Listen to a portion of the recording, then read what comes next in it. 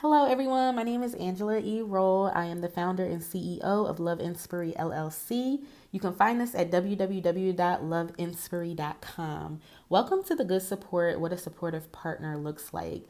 So, my husband and I, we were riding back from he's a minister and he had a meeting in North Carolina. And we went to visit someone else in Virginia at another church. So, we were riding back and he had mentioned something about support and how we support one another. And as a couple, as a married couple.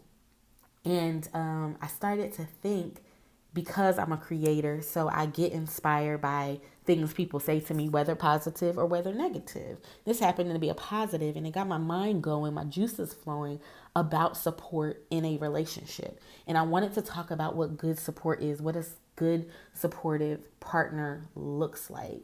For the most part, we all want support. We all want to feel supported, encouraged, empowered in our relationships, right? That's what it is. Support is companionship.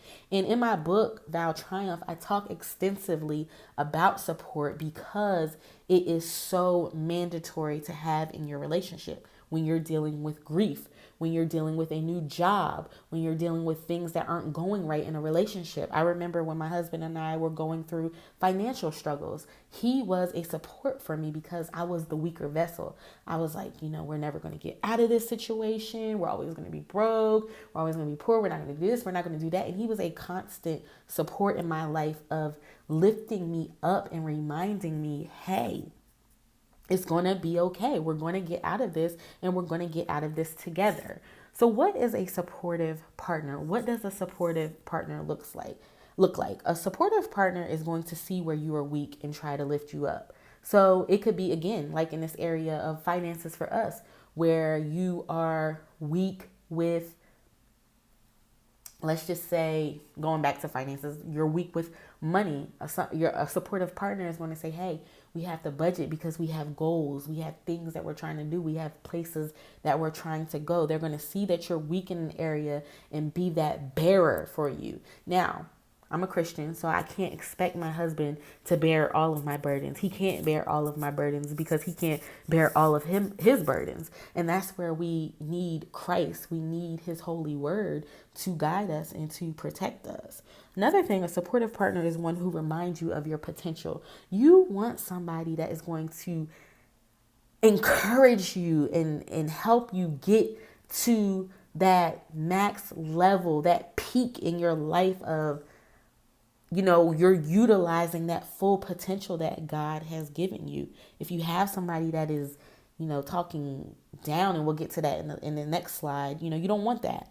You want somebody, a good supportive partner is one that is going to see your potential, help you utilize your potential, and that's it.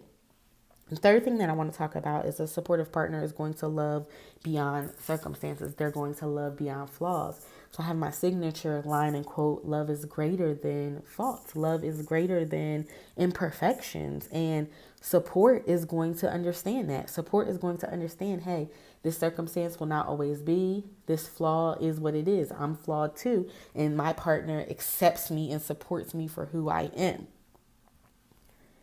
So what you don't want.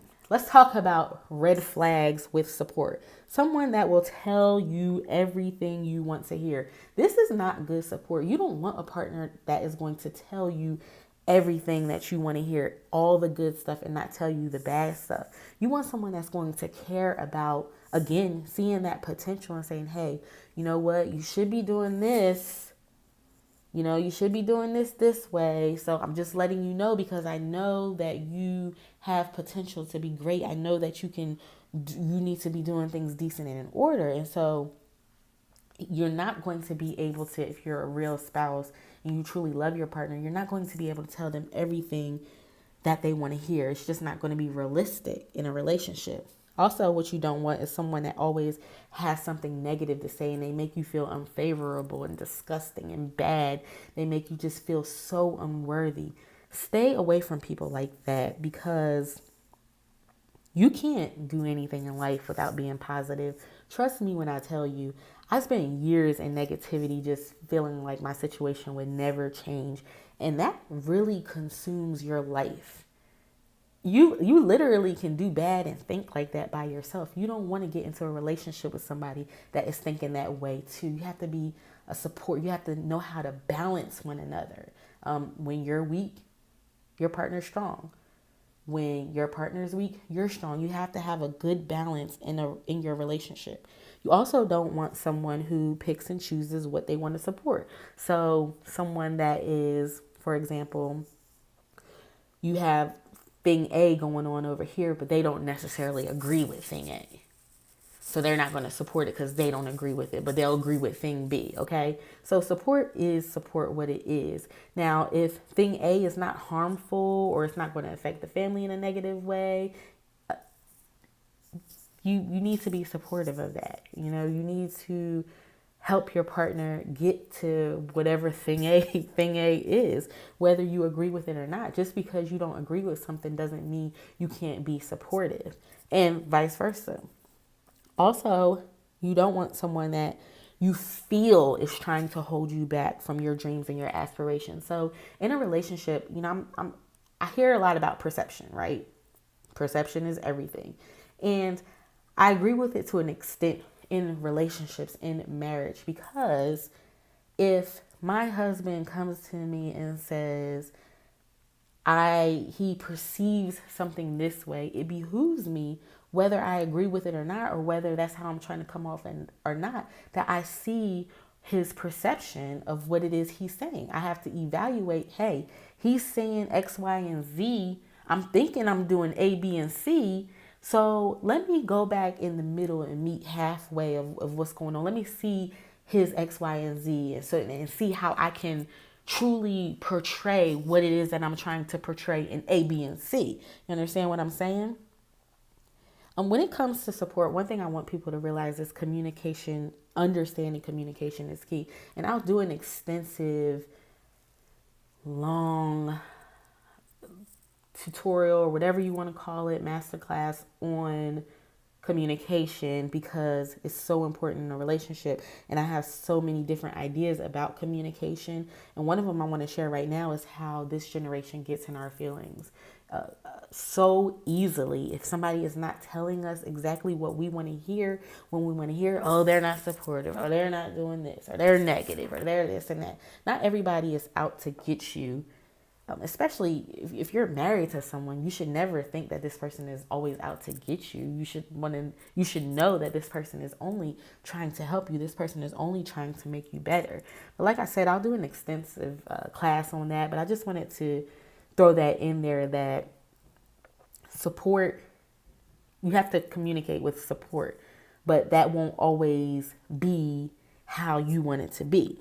So for my single people in relationships, whatever, here are some signs you will have a good support system. You will have a good supportive husband or a good supportive wife, boyfriend, or girlfriend. They are sincere and curious about you. Basically, they show interest in you.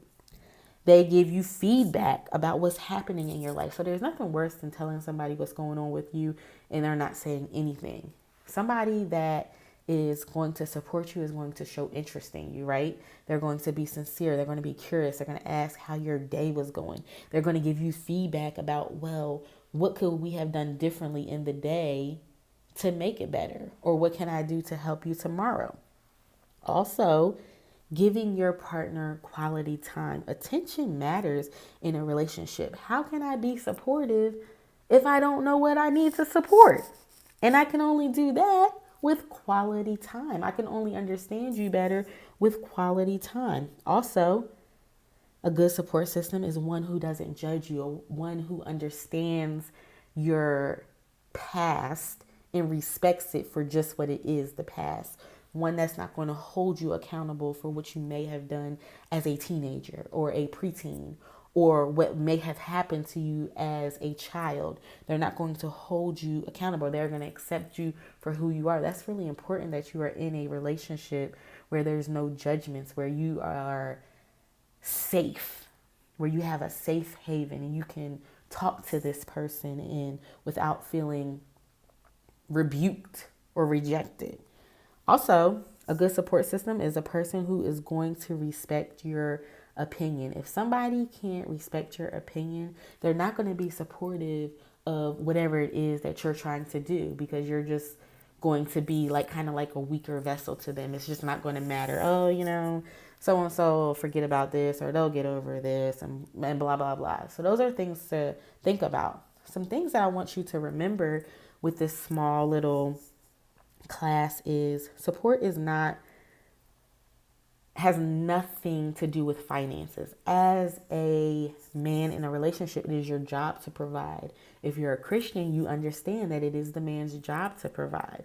But just because someone is providing for you financially doesn't mean that they're supportive. There's a lot of rich men that work, they're providing, they have this woman that's living in this big house with these kids, yet they are so emotionally unavailable. They have no idea what's going on in the house, and that's not genuine support. So it has nothing to do with finances. Let's not get this misconstrued. Also, I want you to remember support is not going to always look how you want it to look or be what you want it to be. Get out of your feelings. Your partner may see things that you can't. There's been plenty of times on my end and on my husband's end where we've told each other stuff. Hey, this, you might want to rethink this, and it has come to pass. Also, support will show itself through the small things. People think small things don't matter, like asking how your day went, but those things matter. You have to, especially as a single person, you have to pay attention to those small things. Those small things will tell you little details about what's going to happen when big things come up. So again, my name is Angie. You can find me at loveinspiry.com. What I want you to understand is support is an understanding between you and your woman or you and your man. So my support may be different from yours. What I want in my relationship, how I want to be supported might look differently from yours. However, my words is not the gospel.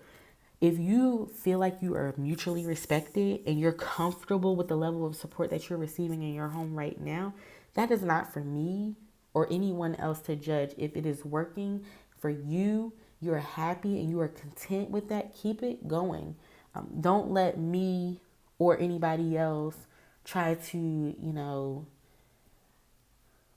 open up something that doesn't need to be open. But if you feel like you're not getting the support, maybe this can help you out to realize, hey, you may want to rethink some stuff. So some upcoming projects that I have coming out that I want to keep you posted on.